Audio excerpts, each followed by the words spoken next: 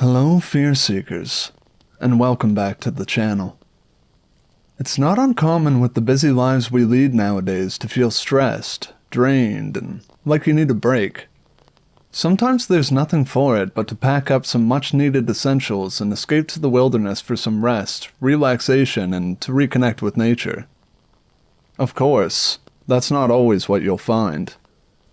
Today, we're going to be diving into some disturbing, allegedly true, camping horror stories. If you enjoy the content and want to help the channel grow, consider leaving a like and subscribing to keep up with future videos. Now without further ado, sit back, put any idea of sleep away, and get ready to ferment your fears.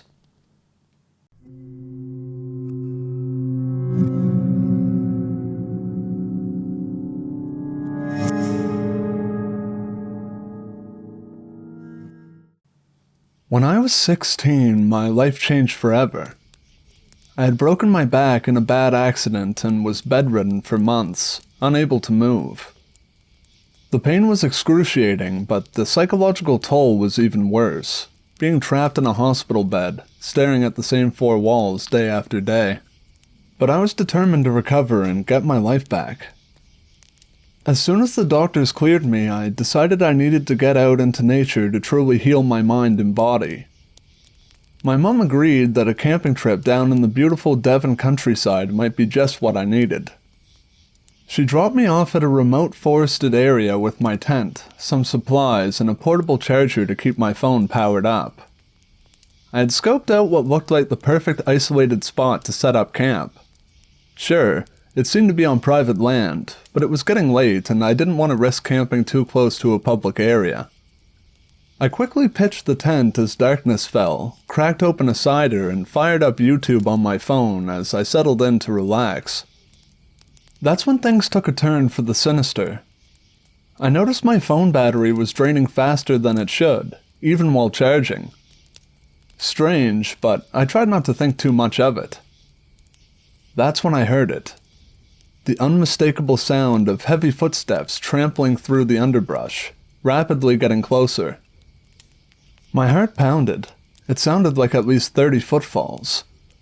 Was it an aggressive hiker? Or worse, a property owner with a shotgun? In a panic, I unzipped the tent and stuck my hands up, preparing to face whoever was out there. But there was nothing. Just the eerie silence of the forest. The footsteps that had been nearly on top of me just seconds before simply faded into an unnatural nothingness. A deep sense of dread washed over me in that moment. Something was horribly wrong here. I turned my head slowly, my gut telling me I wasn't alone. And that's when I saw it, barely 20 feet away, unmoving yet undoubtedly alive.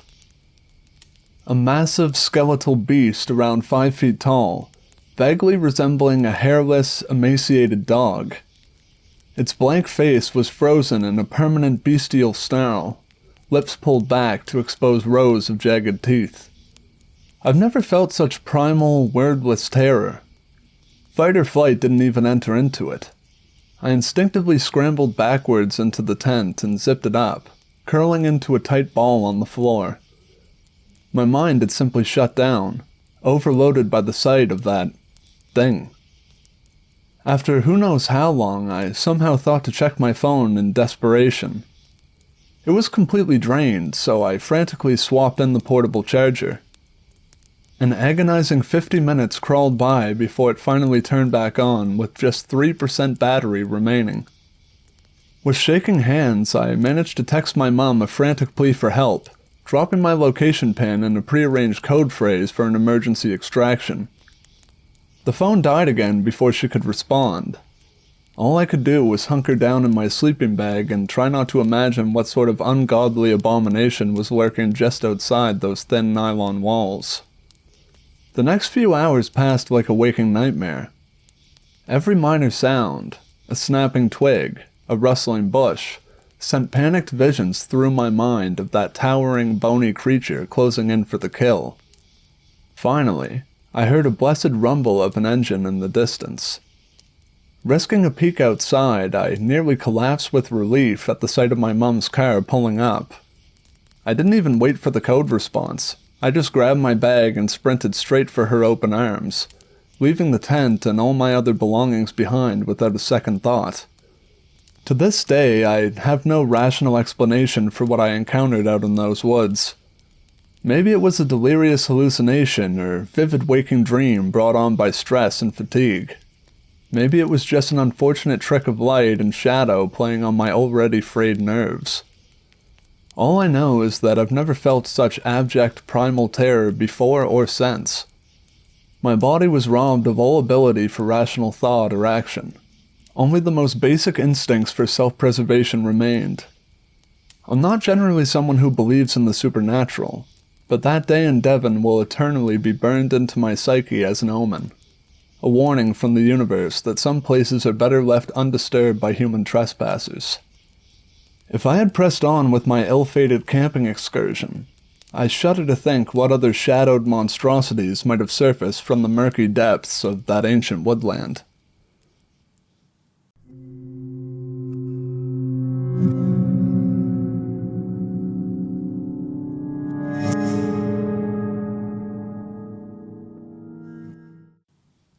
I was 11 or 12 the last time I went to summer camp. Camp Catan, it was called.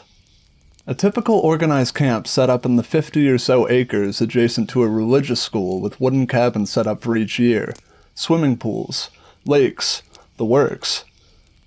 Once or twice a year, they would rent out another ground, far south of Atlanta, for the older kids as a special sleepover occasion. I had already done it once before the previous year and had great fun with my friends, staying up late into the night on the ice-cold concrete slab next to a creek, the whole setup overlooking 20 or 30 miles of old farmland mostly overgrown with small trees. The camp counselors, usually 18 to 20-year-olds with varying degrees of care for their children, would usually be less strict regarding breakfast or roll call, usually not doing it until 12 to 1 p.m. the following day, and packing up to go back to the regular camp around 4 p.m. This time, my 3 friends and I had promised each other to sneak out early in the morning, as soon as dawn hit, before the camp counselors were up, and explore the farmlands that they barely let us play in. Planning ahead, we had packed thick jackets and extra food. We awoke as promised and quickly grabbed our things and left. We reached the border of the campground in no time and passed the small creek which bisected the campground property from the more wild farmlands and entered into an old area, which had clearly seen better days. A line of rusty barbed wire eating into the landscape and hills, and trees even growing through and into the wire in places. We followed what remained of the stream as long as we could, so we could easily make our way back. After about a mile of this, the stream petered out and the landscape had completely changed. Overgrown pine passed into carefully manicured corn husks, and it almost seemed like our path disappeared.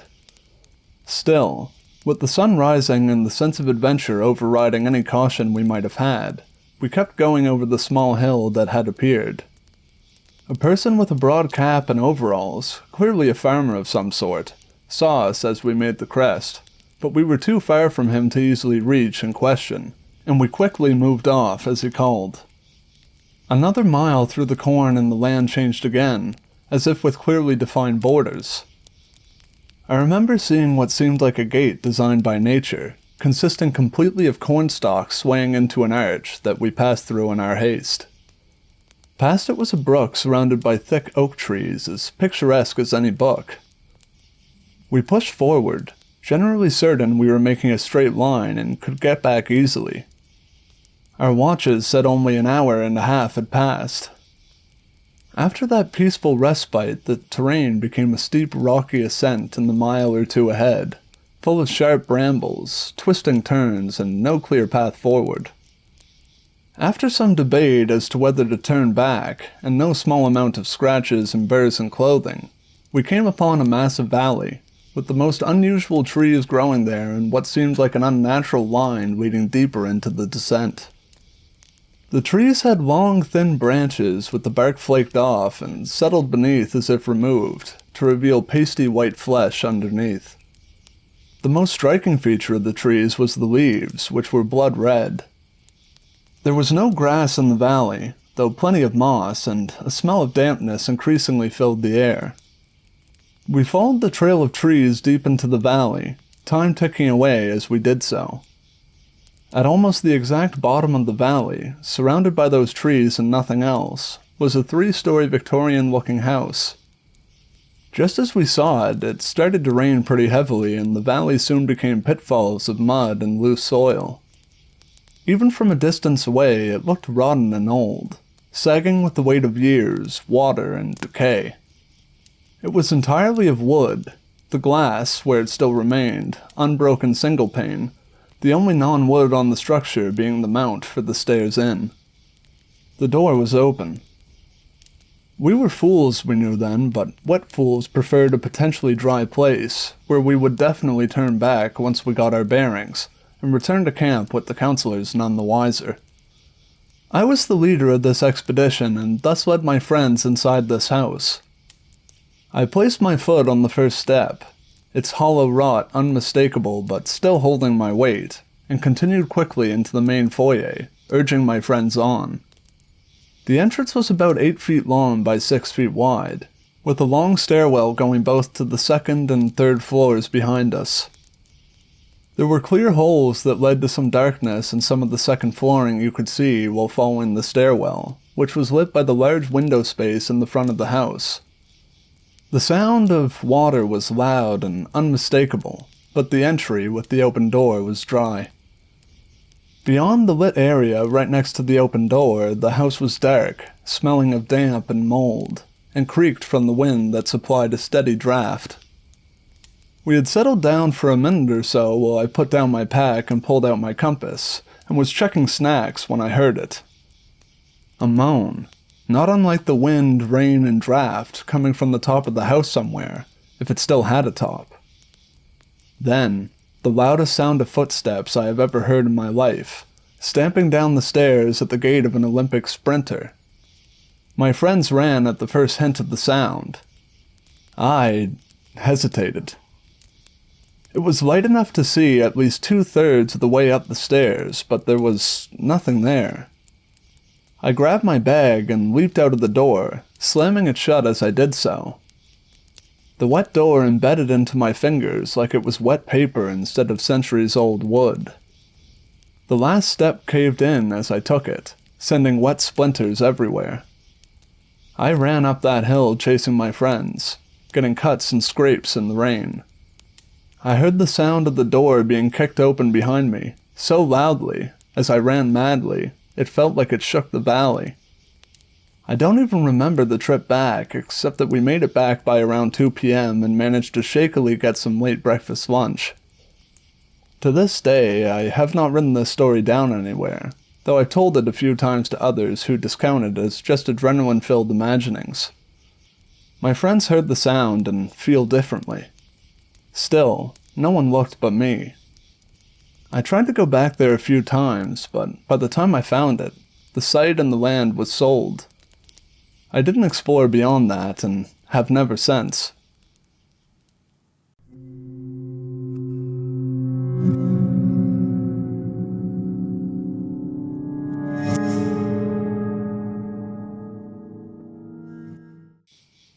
A long while back, I went camping at a place here in New Mexico named Oasis State Park. Back then my church had many kids running around, and I made good friends with one, Ryan. I was good enough friends with him to be invited on a camping trip with him, his father, and his little sister. Of course, I brought everything, from a Bible, spare clothes for a 3-day camping trip, a small pocket knife, a lantern, my sleeping bag, and my own tent, along with basic essentials like socks, a toothbrush, and toothpaste. It probably doesn't bear any importance, but I was the oldest, being maybe 12. Ryan was a few weeks younger than me, and his sister was around 8. I'm 19 now, so you do the math as to what year this happened in. The first day, we set up our tents and proceeded to have a fantastic time. Me and my friend Ryan finished our tents and walked to a pond not at all far from our campsite. The trail to it was literally next to our site.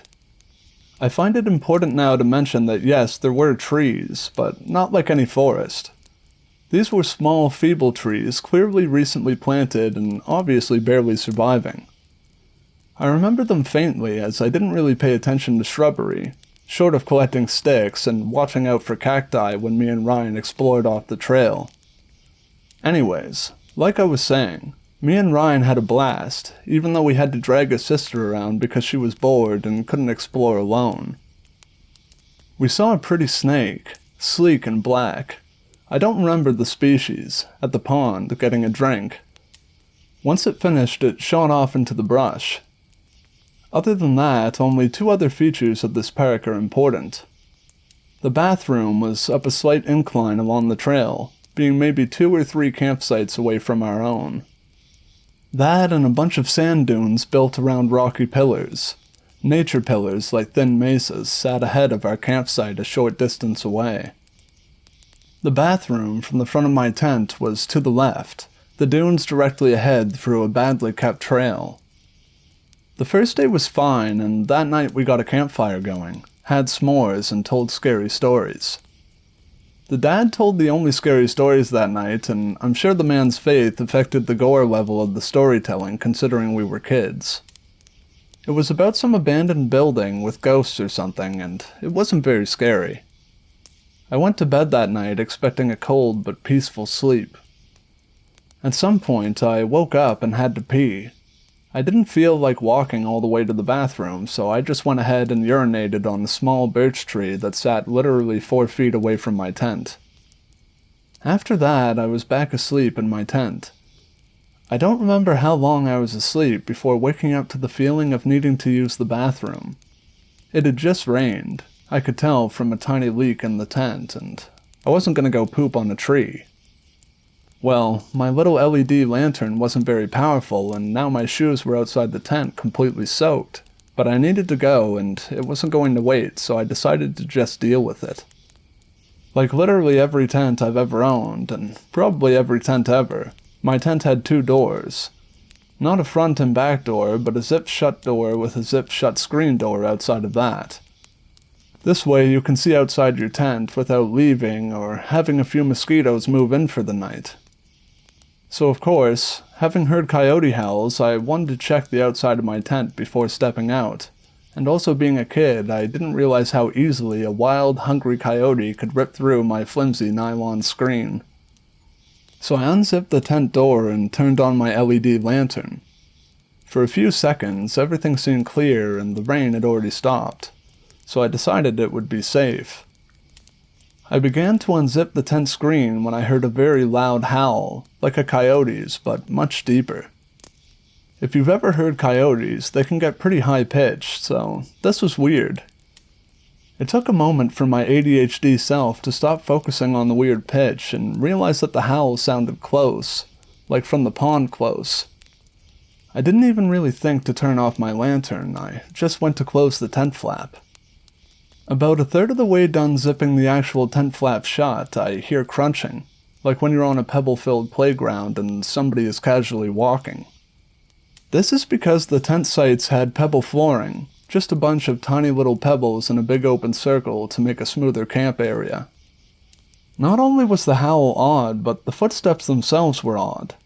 There was a fair bit of time between each step, and it sounded like they were being dragged with each step, like claws.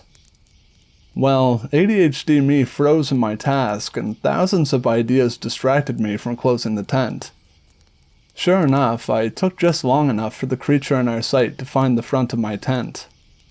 I instantly froze. For the first time in my life, my mind was truly, honestly blank. Sure, I don't think things through, but I never sit and think about nothing. This thing was huge from what my crappy lantern showed. It was big and a mix of colors on the back, all ranging in random patterns of brown and black fur. It was rather bulky on top, but not like a bodybuilder, more like natural solid muscle that might have been made from lots of running. Furthermore, it was thin in the middle and had stocky legs and arms. The legs by the hips were stockier than any other part of its limbs. Aside from that, I'd note that its fur was brighter than most DOGMAN depictions I've seen, like on the muzzle, which was whitish along the bottom. Now, I've done some research on dogmen since then, and like most depictions and descriptions, it had smaller ears and glowing eyes, most likely glowing from my lantern. If you wanted an idea to base the ears off of, they sat directly on top of its head like a cat trying to hear something. At some point, it leaned down and sniffed the tree before turning to me and looking me in the eye for a moment. But the thing is, when it leaned, its hind legs made some strange popping sounds, like when you crack your knuckles, but much louder. I looked into those eyes, and I swear I've never been more afraid in my life. Have you ever looked at something, just looked it in the eyes, and realized you're the prey? Have you felt that primal fear that extends beyond normal fear when you realize that this thing looking back at you has all the power? That you are its prey and it has no discernible mercy? I felt that right then, knowing that no tent wall was stopping that beast if it wanted to crush my skull in its jaws. I never went to the bathroom. I know what some people are gonna say. It was just some weirdo with coyote skins or fake fur coat. It couldn't have been. The fur wasn't very thick, so I could see the muscles ripple as it moved, plus the fur was flush with its disjointed body. Stranger yet, before it moved off into the darkness, it lowered to all fours, and when it did this, its knees made more of the popping sounds I had heard earlier. It was the sound of bone hitting bone awkwardly in your body. I'm sure of it now. Its knees had to disjoint and slide into a different position for it to run on all fours. This is my experience, and some may call bull, but whatever. My friend and his family heard the howl but ignored it, thinking it would go away, so I know it wasn't a dream. Other than that, the next morning I had somehow put off going to the bathroom all night and was only willing to come out when everybody was awake. There were tracks on the sand dunes that a ranger said were coyote, but other than that no sign remained aside from the loud howl that scared any campers that were awake. If you ask me why it didn't kill me, I'll say I'm not sure. Maybe it was the Bible. Maybe it didn't care for the taste of children. Maybe it knew the whole campsite would wake up if it tried something. So for all we know, it let me live by circumstance. Either way, that's all I got. Since then, I have been fascinated by dogmen. Other than that, giving you this story so others can learn is enough for me. I'm wanting to learn about dogmen, and if I can help others learn by sharing this experience today, then cool. Thank you.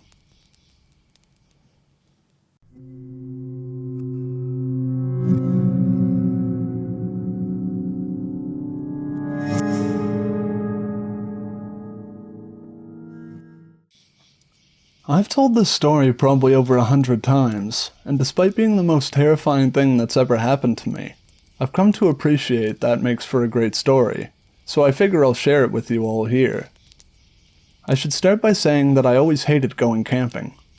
My parents sent me to summer camp every year in Colorado, which involved at least one camping trip into the woods.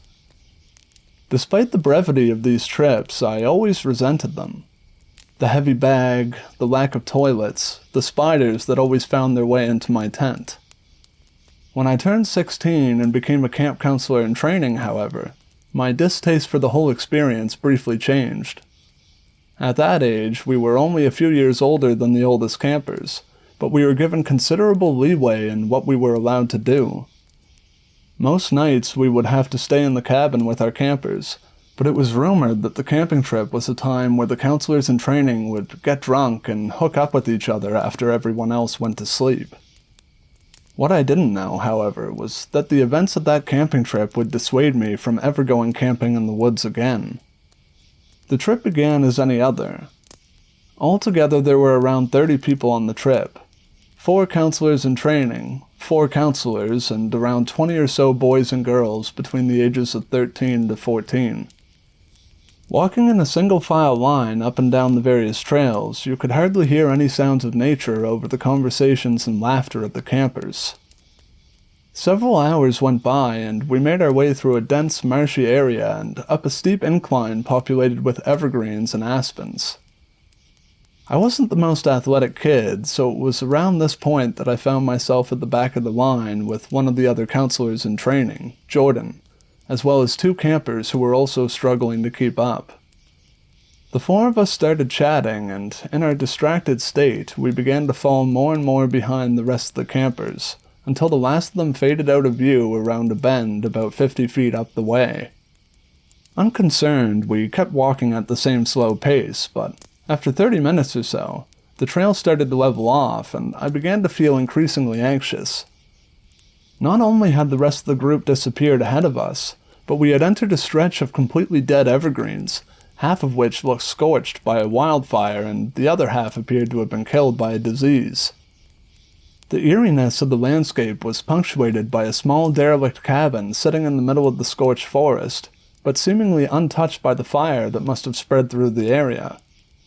We were so enraptured by the scene that one of the campers screamed when a twig broke behind us. Jordan and I started laughing a bit, but we quickly stopped when we turned to look at where the sound had come from. Not 20 feet behind us was a haggard-looking man with a messy nest of black hair and a long black beard, slowly making his way up the trail with his eyes locked on us. He didn't appear to have any hiking supplies on him, and we had no idea how long he had been walking behind us. Being young, we were naturally pretty freaked out, but Jordan managed to give the guy a slight wave before saying to the rest of us, "Come on, let's speed up and get back with the rest of the group." As we turned to continue our way up the path, the man mumbled a question that was hard to hear, and I was shocked when Jordan turned around to ask the man to repeat himself. The man muttered again, slightly louder, "Going camping." Jordan answered the man that, yes, we are going camping, to which the man smiled slightly before stating in a creepy and ominous voice, "Better be careful." We nodded and gave a half-hearted thank you before continuing on to try to find the rest of the group, this time with a much faster pace. Although the man had been walking out the same trail as us when we saw him, he didn't continue, but instead just stood there in the middle of the trail, watching us as we made our way up the winding path and disappeared from his view. Finally, we managed to catch up to the rest of the group who had been waiting for us, and we told the adult counselors about our interaction with the man. They just shrugged it off, telling us that the guy probably lived in that cabin and just wanted to know what we were doing near his property.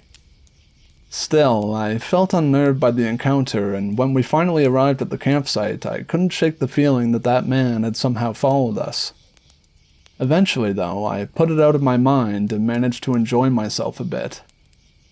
Everyone else had gone to bed, and Jordan and the other counselor in training from the boys' cabin had brought 2 warm Mike's Harders that they had stolen from the counselor's quarters. To avoid getting in trouble, we decided to hike out into the woods, and we made our way to the edge of the river where we had washed our pots and pans earlier in the day. The spot was eerily silent, and the thought of the man from earlier kept popping into my head. Assuming that I was cold, not anxious, Jordan gave me his blue hoodie, and this prompted one of the other girls to suggest that we switch tents for the night so I could sleep in the same tent with him and she could sleep in the same tent as the other boy. I had absolutely no problem with this, and after drinking a bit, we made our way back to our tents, which were pitched slightly away from the others, and we discreetly sipped on the Mike's Harders while telling scary camping stories.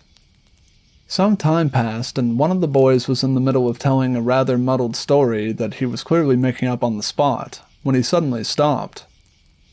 In the silence, we could hear what sounded like footsteps crunching on pine needles about 40 feet away, near one of the other campers' tents. As we strained to listen to what was going on, the noises stopped, and even though we assumed it was just one of the campers getting up to go to the bathroom, being buzzed and hopped up from the scary stories, we decided to call it a night and go hide in our tents. Jordan followed suit, and we awkwardly made out before eventually going to sleep. I don't know what time it was, but it must have been quite late when I suddenly woke up to the distinct sounds of footsteps walking around near my tent. Shot up with adrenaline, I tried to lay as still as possible and quiet my breathing. From the sound, it was apparent that someone was less than 3 feet away from the front of my tent, seemingly pacing back and forth. I turned to wake up Jordan, but I was immediately put at ease when I saw that he wasn't next to me. Assuming Jordan was the one I had been hearing, I closed my eyes and was just beginning to drift back to sleep when I heard the tent unzip. I felt Jordan lie down next to me, and after a few moments he put his arms around me and began to spoon me. After nearly drifting off to sleep again, I realized I had to go to the bathroom and muttered something about having to go pee before beginning to unzip my sleeping bag. Seemingly annoyed by the noise, Jordan lazily turned over, pulled his hoodie up over his head, before going still again. Quietly, so as not to wake him, I unzipped the tent and quickly scanned the campsite for any movement. Comforting myself that Jordan had just gone to pee and was fine, I put my shoes on and began making the trek across our campsite to the designated pee zone. I had just made it to the area and pulled my pants down when I heard rustling coming from the campsite, as if someone was rummaging through our supplies and bags. Still slightly drunk, I tried to pull my pants up, and in my haste I lost my balance and tried to catch myself with a branch that made a loud snapping noise when I grabbed it. I tried to gather myself as quietly as I could, but when I finally managed to look up, I could see that there was a figure making its way across our campsite in my direction. Before I could even think, I was blinded by the bright light of a flashlight shining directly into my eyes, and the light was getting bigger, so whoever it was, they were coming towards me. Frozen and panicked, the figure got 10 feet away from me before I heard Jordan's voice say, "Sorry, it's just me." I breathed a sigh of relief, but then Jordan asked me something that really confused me. "Have you seen my blue hoodie? I know you gave it back to me, but I think one of the campers might have stolen it from my bag while I was sleeping." After a brief pause, I managed to stutter out, "But you were just wearing it when you got back in the tent." What he said next made my blood run cold. "What are you talking about?" he said. "It's been missing since we got back from the river. I even went down there to see if I had left it by accident, but after I couldn't find it, I thought I'd check the boys' bags, and that's when I saw you." My confusion quickly turned to sheer terror as I realized the man who had got into the tent with me just moments prior hadn't been Jordan. Sensing that something was wrong, Jordan asked me what happened, and I managed to get out that whoever stole his hoodie was sleeping in our tent. Not believing me, Jordan insisted on walking back to the tent to check it out. As slowly and quietly as possible, we made our way to the side of the tent, and when Jordan flipped on his flashlight and shined it through the nylon lining, he let out a high-pitched scream. We could both see the clear outline of a man's shadow, lying still inside our tent. What happened next is a bit of a blur, but we ran to the pot of tents on the other side of the campground where the older counselors were sleeping and frantically unzipped their tent and started yelling for them to come out and that there was a man in our tent. I remember panic setting in as our counselors slowly and groggily woke up. But after a bit more frantic yelling, they finally managed to understand the severity of the situation when a commotion broke out on the other side of the camp near our tent. By the time they ran to the scene, however, they only found an unzipped tent and a bunch of our things littered on the ground that the man had apparently knocked over or thrown during his escape. After that, we heard the counselors radioing back down to the camp to call the police, and we could tell that they were as scared as we were. I don't think any of us slept after that. Luckily, we only had to wait a few hours for the sun to come up, and by that time, a few of the other counselors had arrived with guns to escort us back to camp. On our way back down, one of the campers found Jordan's jacket tied around one of the trees on the path like some kind of marker. Needless to say, he didn't want the hoodie back and we just left it there. To this day, I can't say for certain that the man in the tent was the same guy that we ran into earlier on the trail, but his face and that night still haunt me.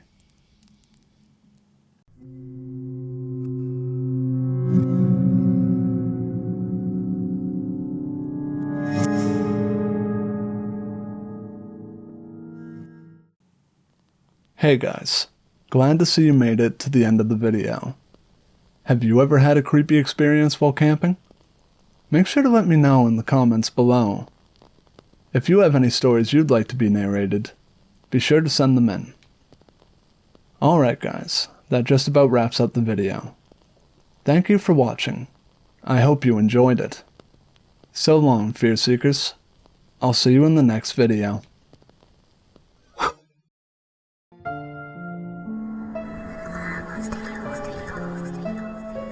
She's not